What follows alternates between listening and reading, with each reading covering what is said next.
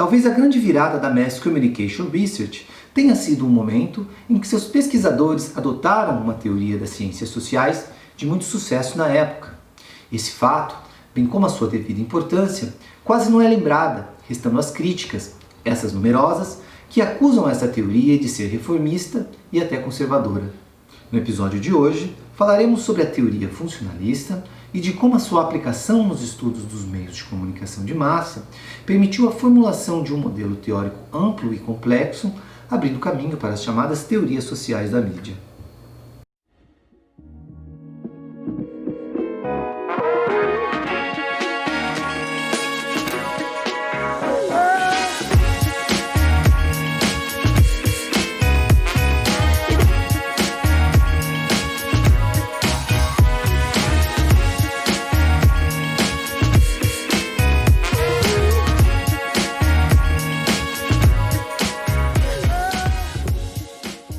A entrada da teoria funcionalista nos estudos da comunicação é repleta de dificuldades devido aos variados modos como essa teoria foi aplicada nessas pesquisas. Vou então sugerir aqui um percurso que destaca a importância dessa teoria para o desenvolvimento da Mass Communication Research. Para isso, são fundamentais dois conceitos: função e sistema social.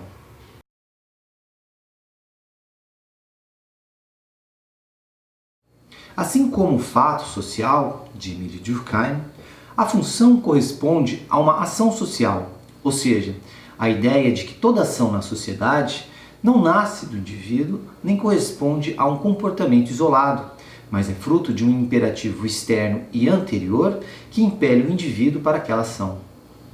Por exemplo, quando falamos que a função da escola é educar e ensinar, não significa que os indivíduos ali, no caso os professores, fazem essas atividades ou por iniciativa própria ou como um comportamento reflexo, mas significa que existe um imperativo social que antecede esses professores, fruto de um consenso alcançado através da negociação entre os indivíduos que fazem parte de toda essa sociedade.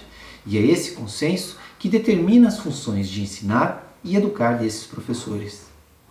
Para a teoria funcionalista, portanto, a ação do indivíduo é sempre consequência ou determinação do sistema social. Como vimos com o conceito de função, a ação não nasce do indivíduo que apenas reproduz, às vezes até inconsciente, o conjunto das atividades determinadas pelo sistema onde ele está naquele momento.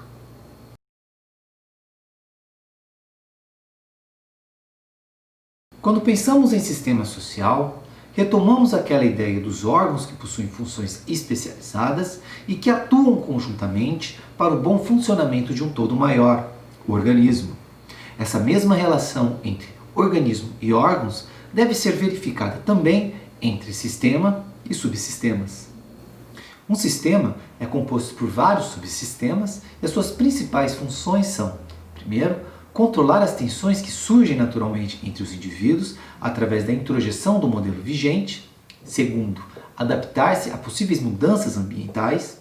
Terceiro, atingir os objetivos de cada subsistema através da cooperação e tendo como meta a prosperidade do sistema como um todo. E por fim, promover a integração de todas as partes do sistema.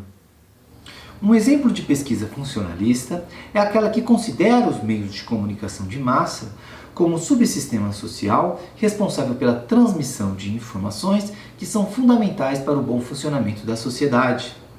Essas informações são fundamentais porque podem trazer novidades que permitem que as pessoas aperfeiçoem o trabalho no subsistema onde elas se encontram, ou porque trazem alguma informação sobre um perigo, como uma doença contagiosa, que pode destruir toda uma sociedade. Mas além das funções, os pesquisadores descobriram que os meios de comunicação de massa também podem agir de maneira contrária, promovendo disfunções que prejudicam o sistema. Por exemplo, quando as notícias promovem um pânico coletivo, ou mesmo o excesso de informações que pode entorpecer o indivíduo, excluindo-o da vida pública. Um exemplo bem atual de disfunção promovido pelos meios de comunicação são as fake news, que promovem uma desagregação da sociedade e muitas vezes podem colocar o indivíduo em risco.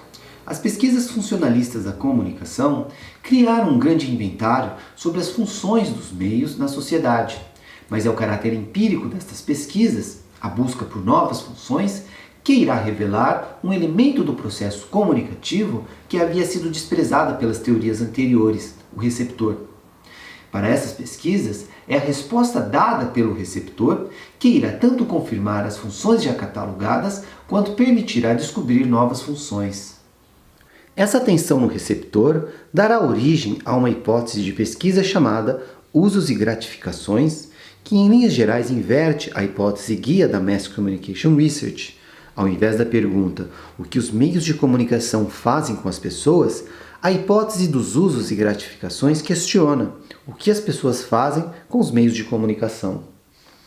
A aplicação desta hipótese nas pesquisas tornará evidente algo que até então era desconsiderado na Mass Communication Research, ou seja, as necessidades dos destinatários ou dos receptores. Essa descoberta irá inverter o modelo vigente do processo comunicativo e irá consagrar o receptor, e não mais o emissor, como protagonista da comunicação. Em linhas gerais, podemos dizer que a teoria funcionalista superou a teoria hipodérmica na medida em que propôs um modelo mais amplo e complexo para o estudo dos meios de comunicação.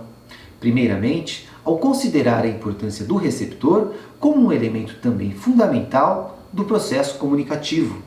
Em segundo lugar, ao situar esse processo comunicativo no conjunto de outros processos sociais, abandonando assim aquele modelo linear e abstrato da teoria hipodérmica. Atualmente, a teoria funcionalista não se aplica apenas à descoberta de novas funções ou disfunções dos meios de comunicação de massa na sociedade. Com o passar do tempo, ela foi se combinando com outras teorias que forneciam modelos mais abrangentes para o estudo social da comunicação, como a teoria geral dos sistemas ou a teoria da complexidade.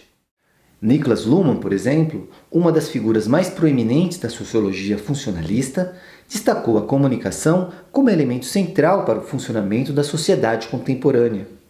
No Brasil, a obra A Sociedade Enfrenta Sua Mídia, de José Luiz Braga, é um bom retrato da evolução da teoria funcionalista nos estudos atuais da comunicação de massa.